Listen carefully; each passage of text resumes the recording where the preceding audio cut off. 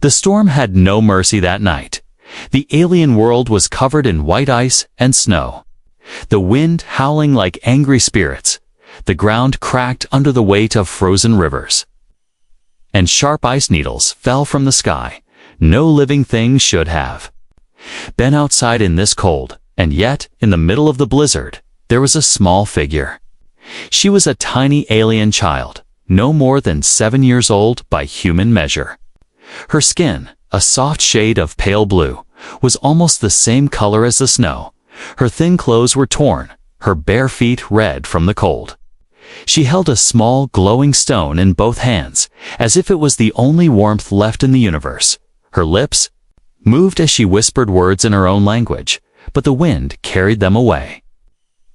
She had been left here, abandoned by her own people. They called her weak, useless, and cursed when the great storm came.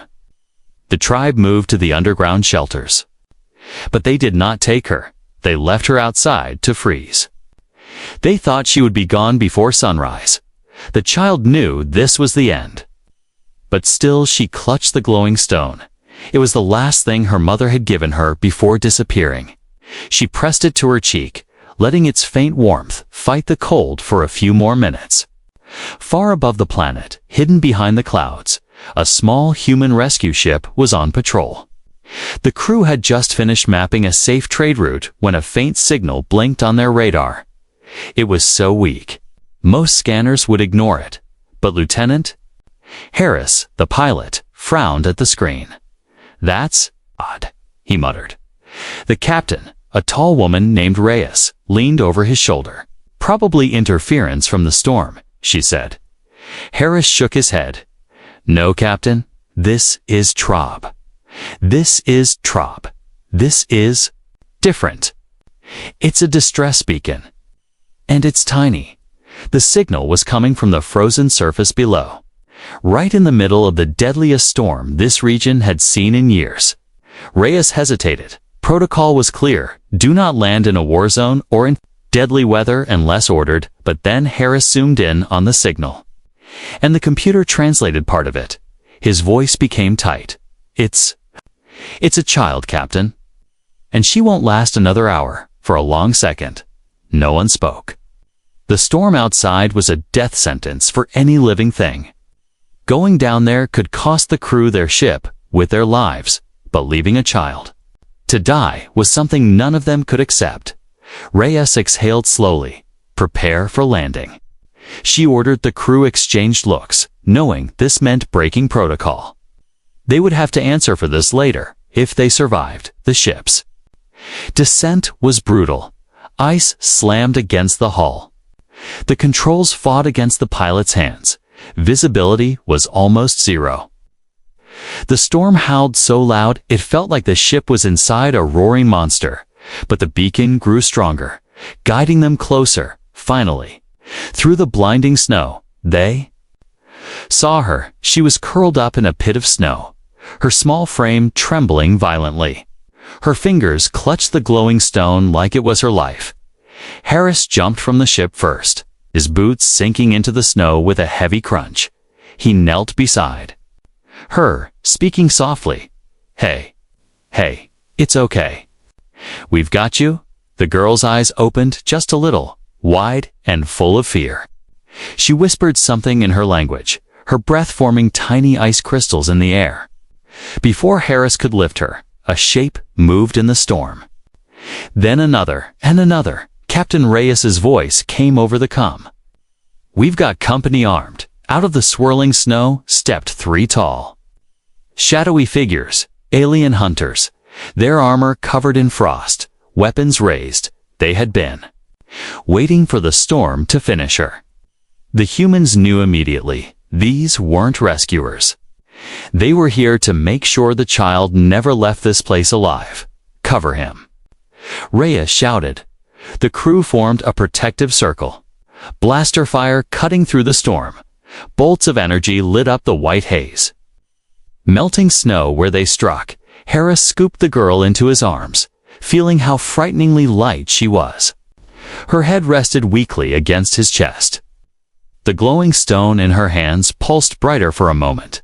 Almost like it was alive, they ran back toward the ship. Snow dragging at their legs, one of the hunters aimed for Harris. But a blast from the ship's side cannon sent him flying into the snow. The ramp closed just as another bolt struck where Harris had been standing.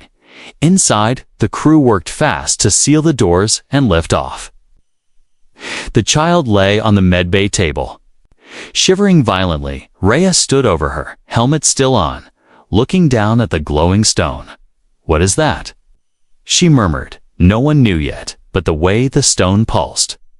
It felt like it was warning them, warning that the real danger hadn't even started. The storm raged harder, battering the human ship with walls of ice and wind. Inside, the engines groaned, lights flickered, and the hull shuddered as if the sky itself wanted to crush them.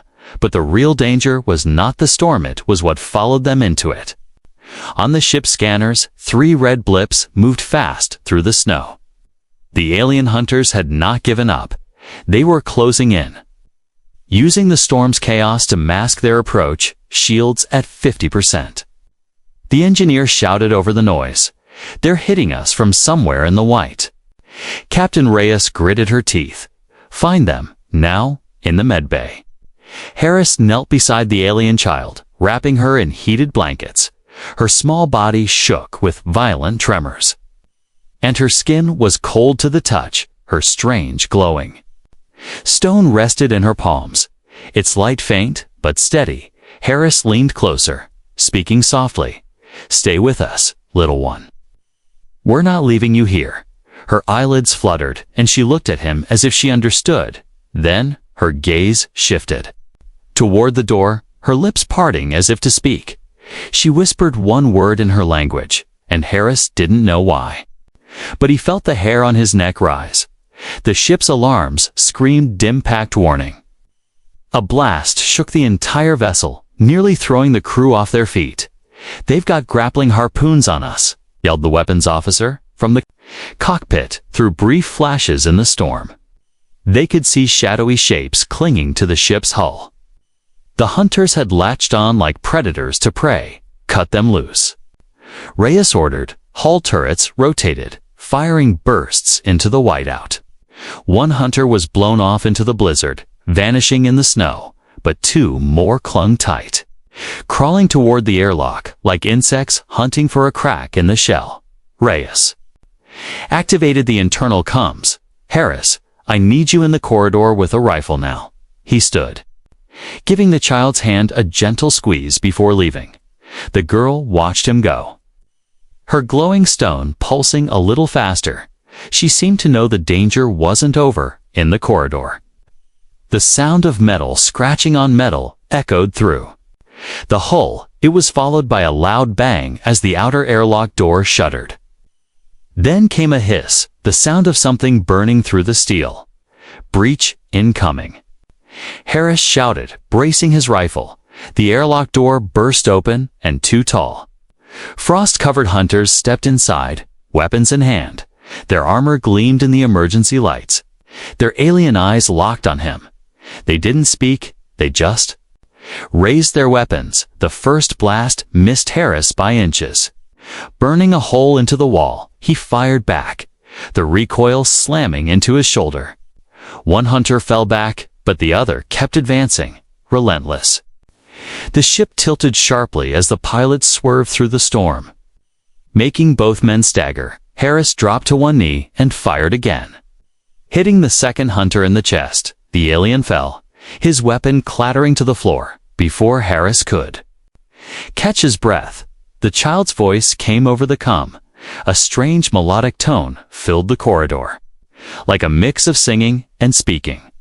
It wasn't human language, but the sound carried a strange energy. The glowing stone in her hands lit up brighter than before. All over the ship, systems flickered, then stabilized. Shields restored to 70%. The engineer shouted. No one understood how, but the little girl had done something to help. The last hunter outside must have sensed it too, because he began retreating into the storm. Reyes didn't let him go easily. "Fire aft cannons drive." "Him off," she ordered. A bright explosion lit up the snow behind them. Then, finally, the red blips on the scanner vanished. Silence returned inside the ship, broken only by the low hum of the engines and the storm outside. The crew was breathing hard, some leaning against the walls, others checking weapons. Harris returned to the medbay, his armor scorched, and knelt beside the girl again. "You're safe now," he said, though he wasn't sure it was true. Her small fingers tightened around the stone, and she whispered a word, this time. The translation device caught it. She said, "Danger."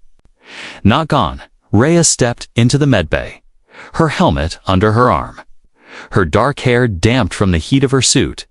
She looked at the child, then at Harris. "That thing she's holding. I think it's more than just a keepsake," Rhea said. Quietly, Harris nodded. "Yeah. I think it's the reason they're after her."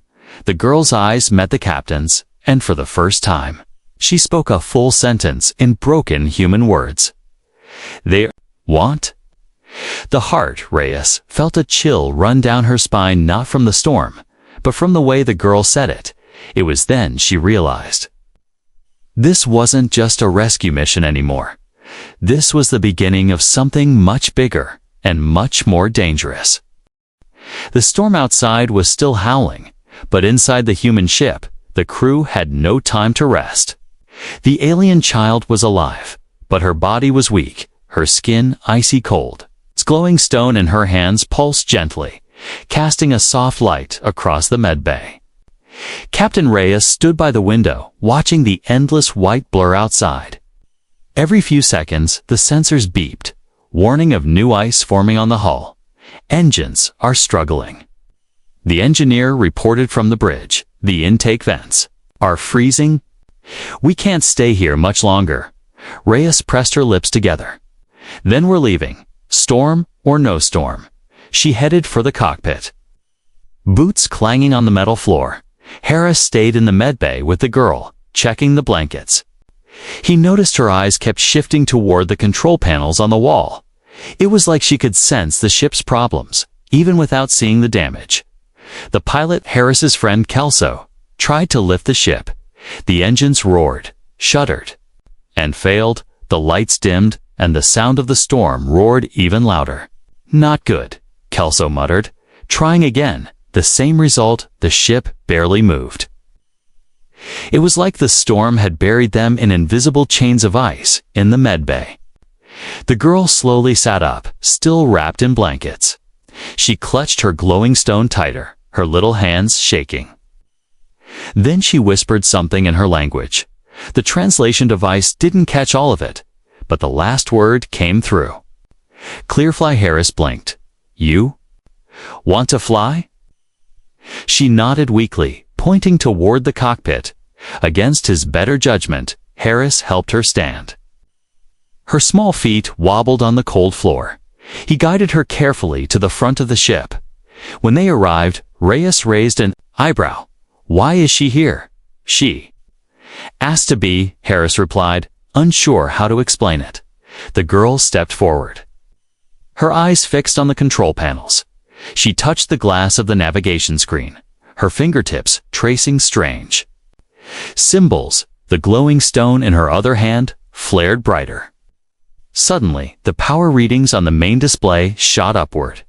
"Captain," Kelso said in disbelief, "shields are repairing themselves." On only that the engines began to hum again. Smoother than before, Reyes stared at the girl. "What are you doing?" The child didn't answer in words. Instead, she placed the glowing stone against the console, and the whole cockpit filled with a faint, warm light. The ice on the external cameras began to melt, revealing the white wasteland outside. Kelso tested the thrusters, and to his shock, the ship moved dizzily. It was as if the storm's grip had been broken. The relief lasted only a few seconds before the sensors screamed a warning. Multiple ships inbound. The weapons officer shouted. On the display, red blips began appearing again. 5, then 7, then 10 alien fighters, slicing through the blizzard like knives. Reyes's stomach sank. They tracked us through the storm. The girl turned. To Harris, her eyes wide, she spoke one shaky sentence in broken human words. They. Not? Stop. Reyes gripped the side of the console. Then we make them. The enemy ships opened fire. Bright streaks of energy cutting through the clouds. Kelso jerked the controls, sending the human ship into a sharp dive. The storm became a swirling tunnel of ice and wind around them. But the enemy was faster, closing in from all sides. The girl stepped closer to the console again. Her glowing stone flared so brightly that everyone had to squint. Then the navigation display changed, showing a path through the storm no human could have plotted. It was a twisting, narrow route between walls of ice, leading toward the planet's upper atmosphere. Kelso hesitated. That's suicide. But Reyes glanced at the girl, then back at the display. No. That's our way out. They dove into the path, engines screaming as the walls of ice whipped past just meters from the hull. Enemy ships tried to follow, but the tight turns and sudden drops were too much for them. Two crashed into the cliffs. Exploding in bursts of fire and snow, the others kept up the chase, but they were losing ground halfway through the path. The ship jolted violently. An enemy fighter had managed to land a direct hit to their rear thrusters. Kelso fought the controls, cursing under his breath. We're losing altitude. The girl's stone flared one last time, flooding the cockpit with light. Suddenly, the thrusters roared back to life and the ship shot forward like an arrow. They burst out of the storm into the thin blue light above the clouds. The enemy ships didn't follow. They hovered at the storm's edge, watching. It was as if something about leaving the storm scared them. The crew sat in stunned silence. The ship gliding smoothly now. Reyes turned to the girl. Who are you? The child looked down at her stone, then at the captain. I, last light. She said softly. No one knew what that meant yet. But they all felt that this little girl was far more than she seemed. The storm was finally behind them, but the silence that followed was not peaceful. Every crew member could feel it. Something was wrong. They had escaped the hunters, but not the danger. The alien child sat in the medbay again, wrapped in layers of blankets. Her glowing stone rested in her lap. The light steady and calm now. Harris sat across from her, helmet off, trying to offer a smile. She tilted her head, studying him like she was trying to understand every movement. She had barely spoken since they left the storm, but her eyes, they were sharp, watching everything. Captain Reyes entered, her boots echoing on the floor. She nodded to Harris, then crouched beside the child. I think it's time we understood who you are, Reyes said, keeping her voice gentle. The girl hesitated, then touched the translation device Harris placed on the table. It hummed softly, and she began to speak in slow, broken human words. My name. Oralin, she said, her voice quiet but steady. I. Last light of Keller. The crew exchanged confused glances. Reyes asked carefully. Last light. What does that mean? Oralin's small fingers curled around the stone, holding it close. This heart key, she explained. It keeps my world alive. Without all die. Her words were simple, but the meaning was heavy. Harris frowned. So that's why they're after you. They want that stone. Oralin nodded, her eyes lowering. They take heart. They win, she explained slowly, her voice trembling at times. Her world, Keller, had once been full of life. The heart key was a crystal of ancient power, connected to the planet itself. It kept the air breathable, the oceans flowing, the ground fertile. But when war came, her people hid the key with the royal family to protect it. Now, she was the last one left who could use it. The hunters were soldiers from a rival species, determined to destroy Keller forever. Reyes leaned back, her mind racing. This wasn't just a stranded child. They were carrying the only hope for an entire planet, and if the enemy caught her, they wouldn't just kill her, they would end her. People completely. Before Reyes could respond, the ship's alarm blared again, multiple contacts closing fast. Kelso's voice came over the comm. Reyes swore under her breath. They found us again. The crew rushed to stations, the ship's metal walls shaking as the engines powered up. Orlin stood suddenly, her small form steady despite the rocking. Ship, she walked to the cockpit without asking, Harris following quickly when she stepped inside. The navigation systems flickered. Enemy ships were swarming toward them on the display. Dozens this time. Reyes glanced at her. We can't outrun them this time. Orlin held up the hard key. The light inside it swirling like liquid fire. Her voice was soft but firm. We hide. In sky, Kelso frowned. What does that mean? But before anyone could stop her, she touched the stone to the ship's console. The screens glitched for a second. Then the navigation map lit up with a strange symbol. A hidden Route 1 no human chart had ever shown. It's not on our maps, Harris said in awe. It's not on anyone's maps, Reyes added. Without waiting for more explanation, Orlin pressed her small hand against the console. The ship responded instantly, turning sharply toward a field of drifting ice asteroids. They were massive, floating in the thin upper atmosphere. Moving slowly like frozen giants, the enemy followed, firing bursts of plasma. Each blast lit up the ice in bright flashes. Kelso wove the ship through the gaps, the ice asteroids shielding them from direct hits. Some of the enemy ships crashed into the frozen masses, shattering into debris, but more kept coming, relentless. In the middle of the chase, Harris noticed something strange. The heart keys. Glow was not just lighting the cockpit, it was pulsing in time with the ship's shields. He leaned closer. Captain, I think she's powering the defenses. Reyes glanced at the shield meter. It was holding strong, despite constant fire. The girl's presence was keeping them alive. Finally, they slipped through a narrow passage between two massive icebergs in the sky. The enemy ships couldn't follow without risking destruction. For now, they were safe again. The crew let out slow breaths, but none of them truly relaxed. Reyes turned to Orlin. Why are you helping us? We're not your people.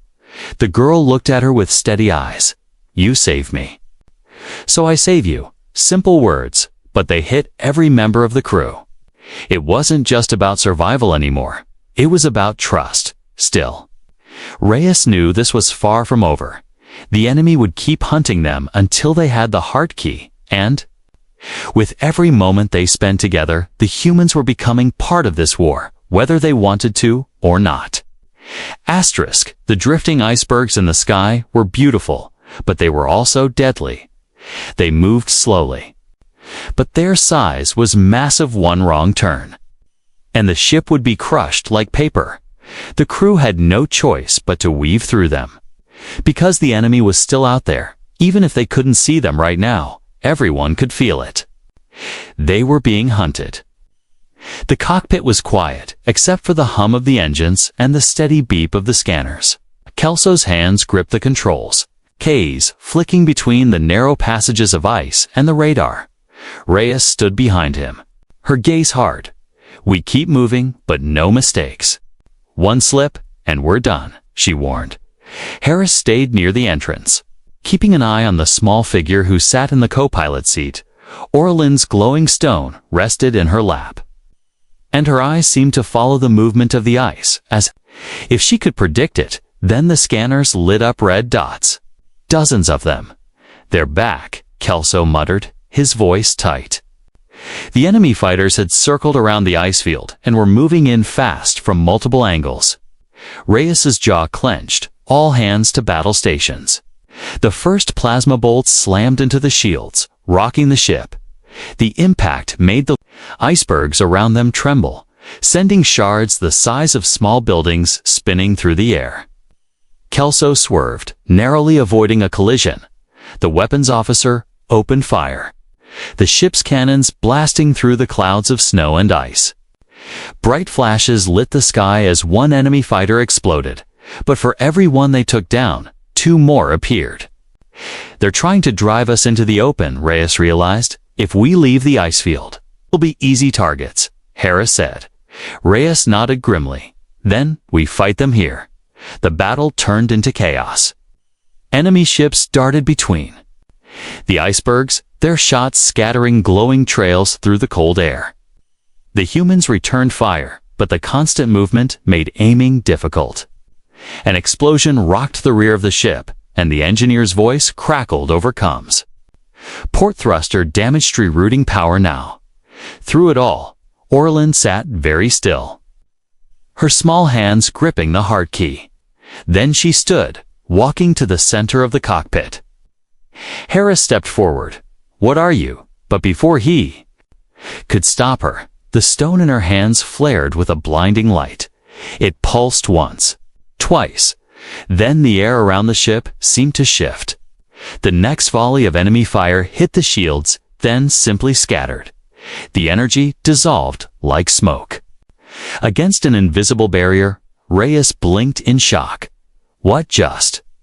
Harris answered without taking his eyes off the girl.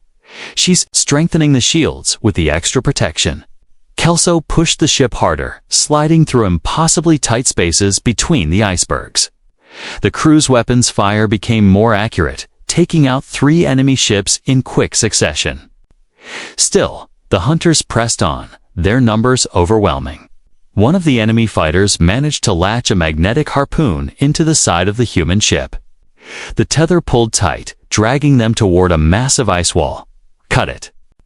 Reyes shouted, but the weapons officer couldn't get a clean shot. The tether was shielded. Orlin's eyes narrowed, and she stepped to the console. Touching the stone to the controls, the ship's entire left side lit with a faint golden glow. With a sharp crack, the tether snapped, sending the enemy fighter spinning out of control until it slammed into an iceberg. Exploding in a shower of fire and ice, the battle raged on, and soon the air was filled with debris, snow, and the flashing lights of gunfire. It was hard to tell where the clouds ended and the explosions began, but slowly the humans began to push forward, breaking through the swarm of enemy ships. They reached the far side of the ice field, where the clouds thinned and pale sunlight broke through. The few surviving enemy fighters pulled back, vanishing into the mist. The scanners showed no pursuit, at least for now. Kelso let out a shaky breath. "We made it." Reyes didn't relax. "No. We just bought ourselves a little time." In the quiet that followed, Harris turned to Orlin. "You didn't have to do that," he said softly. Her small voice answered, "I do. You save me. I save you." The way she said it left no room for argument. She wasn't just cargo anymore. She was part of the crew. Reyes studied the child for a long moment, then spoke. "Get some rest, all of you. The next time they come, it will be worse." No one doubted her words. The ice clouds had hidden them once, but there was no hiding forever, far in the distance. Beyond the sunlight, the enemy's flagship waited, and deep inside, the hunters were already planning their next strike. They wanted the heart key, and they would burn through every storm and every shield to get it. The ship drifted quietly above the frozen clouds, engines running low to avoid drawing attention. The battle in the ice field had taken a toll. Shields were weakened, ammunition was low, and the crew was exhausted. But they all knew the hunters wouldn't give up. Somewhere out there, the enemy flagship was still waiting. Kelso kept the ship on a slow, careful path through thin air currents. The scanners stayed mostly clear, just faint signals of distant weather storms. For a moment, the quiet felt almost like safety. Harris sat in the medbay with Orlin, checking the heat blankets wrapped around her. She seemed calmer now, but her small hands never let go of the glowing stone. Her eyes stayed fixed on the floor, as if she was listening to something only she could hear. Then she looked up suddenly. Her voice was soft but urgent. "They come. before Harris could ask. The alarms blared. Kelso's voice came over the comm. Multiple signatures, fast. Approach. Reyes rushed to the cockpit, eyes narrowing at the display. The scanner lit up with red dots. Enemy fighters, dozens of them, and behind them, a massive blip filled the screen. The flagship, the Hunters, had found them at last. Full power too.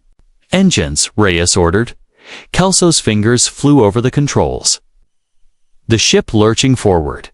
The enemy fighters fanned out like a closing net, cutting off escape routes. Blasts of plasma streaked past the hull, shaking the ship with every near miss. Harris arrived in the cockpit with Orlin. The child's face was pale, but her eyes were sharp. No stop. Until heart theirs, she said. Reyes glanced at her. Then we make sure they never get it. The chase turned into a deadly race through the upper atmosphere. The humans dove between layers of storm clouds, lightning flashing around. Them enemy fighters swarmed on both sides, firing relentlessly. Every hit drained the shields further. The flagship loomed in the distance, moving to block their path. Kelso cursed under his breath. We're boxed in. Reyes's mind raced, searching for options. Orlin stepped forward, her voice steady despite the chaos. There. Canyon. Down, she said, pointing to the navigation display. The map showed a narrow frozen canyon on the planet's surface. It was risky to narrow for large ships, but it might break the enemy formation. Do it, Reyes said, without hesitation. Kelso pushed the ship into a sharp dive, the hull rattling as they plunged toward the surface. The fighters followed. Their engines screaming in the thin air. The frozen canyon came into view, a jagged crack in the planet's surface. With sheer walls of ice that reached for the sky, the ship shot into the canyon. Weaving through tight turns, enemy ships tried to follow, but several crashed into the walls. Explosions shaking loose avalanches of ice. Still, the best hunters kept on their tail. One fighter clipped their port wing, sending sparks across the hull. Shields at 20%. The engineer yelled overcomes. The flagship couldn't fit into the canyon, but it hovered above the entrance, waiting for them to come out if they made it through. They'd fly right into its weapons range. Reyes clenched her fists. Where? Running out of canyon and out of time. Orlin closed her eyes and gripped the heart key tight. The stone flared so bright, it filled the cockpit with golden light. The canyon walls ahead began to crack. Chunks of ice broke free, tumbling in two. The path behind them, the collapsing walls, buried the remaining enemy fighters under tons of frozen debris. Kelso grinned. Nice trick. But the flagship's still waiting. Reyes's eyes locked on the narrowing canyon mouth ahead. We'll make them wait forever, she said. Orlin, can you do something big? The girl opened her eyes, her voice quiet but certain. Yes, but hurt me. Harris knelt beside her. You don't have to. She shook her head. I do. When they burst out of the canyon, the flagship's massive cannons began to charge.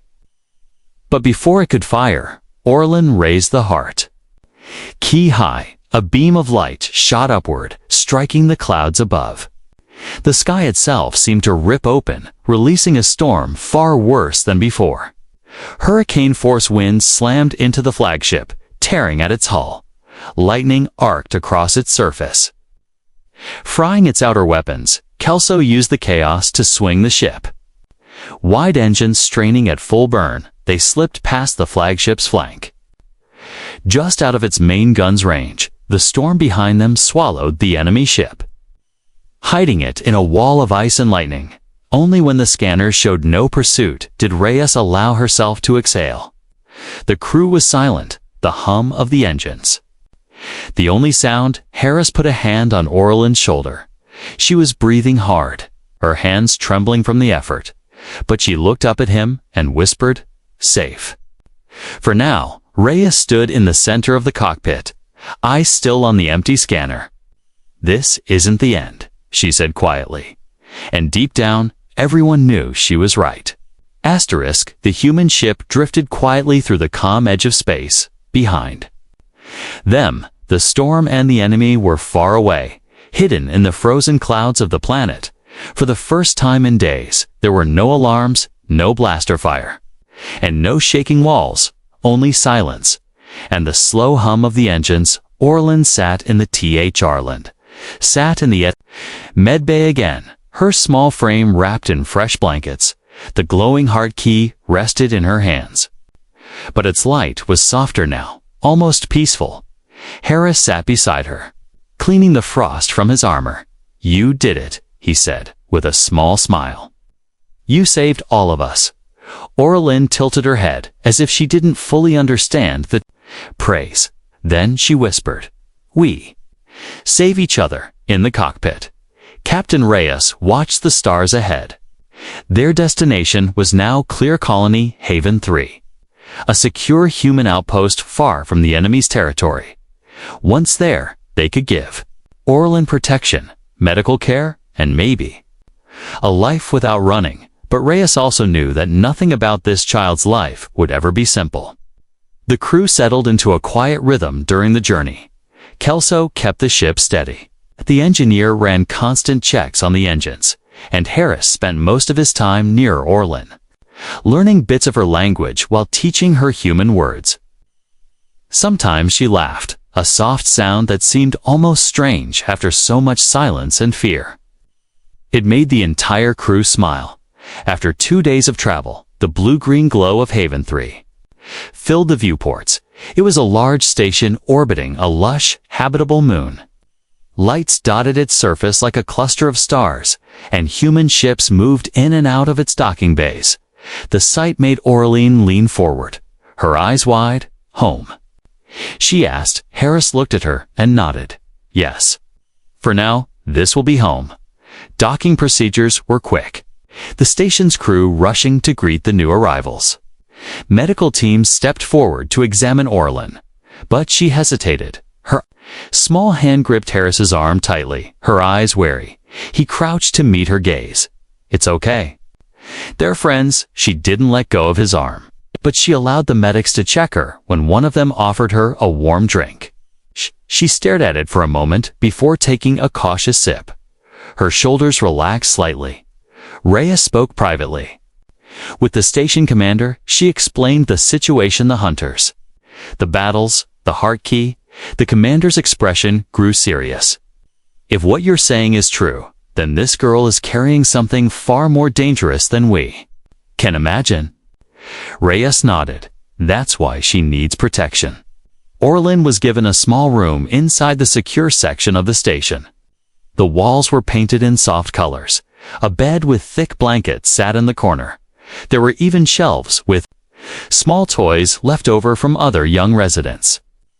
She stepped inside slowly, touching the edge of the bed like she wasn't sure if it was real. Then she looked back at Harris. "Warm," she said softly. He smiled. "Yes. Warm." The days that followed felt different for the first time. Orlin could sleep without waking to alarms or blaster fire. She began speaking more, telling Harris and Reyes small stories of her world, its bright skies, its silver rivers, and the laughter of her people. But there was always a shadow in her eyes when she spoke of the war. She knew her home was still dying, even with the heart key safe in her hands. One evening, Harris found her sitting near the viewport, staring at the stars. "What are you thinking about?" he asked. She didn't look at him. "They still come." He knew she was right. The hunters wouldn't stop just because she was on a human station. But he also knew something else, something important. "They'll have to go through all of us first," he said firmly. Her eyes met his, and for the first time, there was a flicker of trust in her expression. The crew didn't stay on Haven 3 forever. They had their next mission soon, but before leaving, Reyes made arrangements Orlin would be under constant watch by trusted station security. If anything happened, the crew would be called immediately before they departed. Orlin stood in the docking bay, holding her heart key. She stepped up to Reyes. "Thank you, Captain." Then she turned to Harris, hesitated, and wrapped her small arms around him. The hug was brief, but it said more than words could. As the human ship pulled away from the station, the crew watched Haven 3 shrink in the distance. For now Orlin was safe, but deep in the blackness of space. Somewhere beyond human patrol lines, the enemy flagship still waited. Its commanders had not forgotten the girl. They had not forgotten the heart key. Rhea stood in the cockpit, looking at the stars ahead. "This isn't over," she said quietly, and she was right. Because the humans had given Orlin a home, but they had also made themselves part of her fight. And when the time came, they would be ready.